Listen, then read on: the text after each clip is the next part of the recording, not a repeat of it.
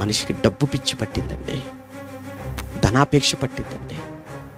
ఈరోజు అప్పుడప్పుడు కొన్ని చోట్ల సేవకుల గురించి వింటుంటే కూడా బాధేస్తుంటుందండి. ఏమంటే రావచ్చు కదండి అంటే, మాకు ఏమైనా ఇస్తారా అని అడిగితే ఏమి ఇవ్వాలి, ఏమి ఇవ్వాలి, వాక్యం వద్దా?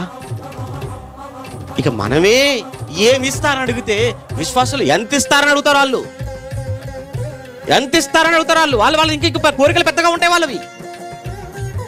ఏం నేర్పిస్తున్నాం మనం, ఏం చూపిస్తున్నాం మాదిరి? పాడు చేసేస్తున్నామండి సమాజాన్ని. అది క్రూర మృగం అండి. ధనాపేక్ష సమస్త విధములైన కీడులకు మూలం.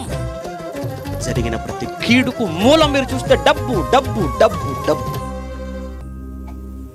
చంపేశాడండి, ఆ క్రూర మృగాన్ని చంపేశాడు. ఎవరు తెలుసా? జక్కయ్య. ఎలా చంపేశాడు తెలుసా? యేసు మాటతో. తనలో ఉన్న ధనాపేక్షను చంపేసుకున్నాడు. అప్పటి వరకు క్రూర స్వభావంతో ఉన్నాడు, డబ్బే డబ్బే డబ్బే అనుకుంటున్నాడు. కానీ యేసు రాకతో, ఛీ, నేను ఈ డబ్బు కోసమేనా ఇలా మారిపోయాను, అవినీతి పరుడుగా, ఈ డబ్బు కోసమేనా నేను అక్రమ సంపాదకుడుగా మారిపోయాను అని యేసు ఒకటే అన్నాడు, నేడు నీ ఇంటికి వస్తాను అన్నాడు. నీ ఇంటికి రక్షణ. అప్పుడు వెంటనే జక్కయ్య అన్నమాట, అయ్యా నేను ఎవని యొద్దనైతే అన్యాయంగా సంపాదించానో వాడికి 4 రెట్లు సంపాదించేస్తానయ్యా, మిగిలినంత పేదలకు పంచేస్తానయ్యా. సామ్యవాదం, పంచటం.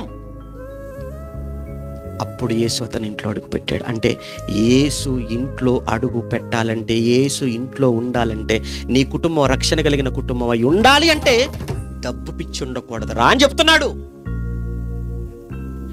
నీకైనా కుటుంబానికైనా ఎవరికైనా సంఘానికైనా చివరికి సంఘానికైనా ఆ పిచ్చి ఉంటే అక్కడ రక్షణ లేదు. అది రక్షణ సంఘం కాదు, రక్షణ లేని సంఘం.